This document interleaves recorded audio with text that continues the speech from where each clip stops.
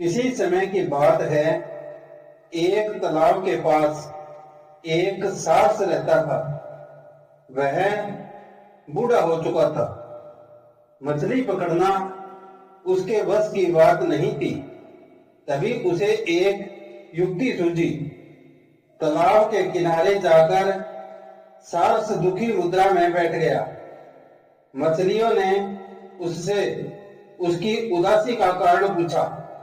आंखों में आंसू भरकर उसने कहा, बहकर सूखा पड़ने वाला है। शीघ्र ही यह तालाब सूख जाएगा। इस कारण तालाब में रहने वाले सभी जीव जंतु मर जाएंगे। मछली, केकड़े और मेंढक यह सुनकर चिंतित हो उठे। उन्होंने सास से कहा, आप बुजुर्ग और अनुभवी हैं, आपके पास हमें बचाने का कोई उपाय हो तो हमें बताइए।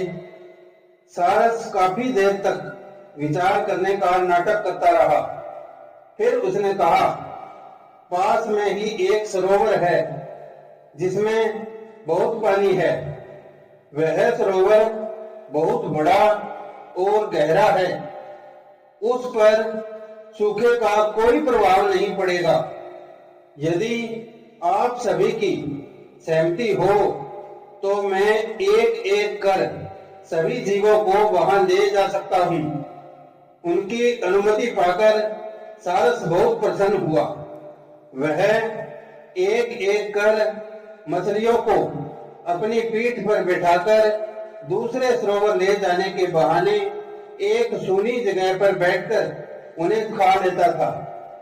शीघ्र ही मछलियों से सारस का मन भर गया। अब उसने एक केकड़े को अपनी पीठ पर बैठाया। सारस जब हवा में ऊपर उड़कर जाने लगा, तभी नीचे की सुंदरता देखकर केकड़ा अचंभित था। केकड़ा प्रशंसा कर ही रहा था, तभी अचानक उसे मछलियों की हड्डियों का एक ढेर दिखाई दिया। आश्चर्यचकित उसने सारस से जानना चाहा कि वह क्या था। सारस ने धूर्तता भरी मुस्कान के साथ कहा, अब तुम्हारा भी यही हाल होने वाला है। आज तुम मेरा भोजन बनोगे। सारस केकड़े को खा पाता उससे पहले ही बड़ी ही फुर्ती से नन्हे केकड़े ने अपने पंजे से सारस का गला दबा दिया। सारस को छोड़ केकड़ा वापस अपने तालाब पहुंचा और सबको सच्चाई बताई।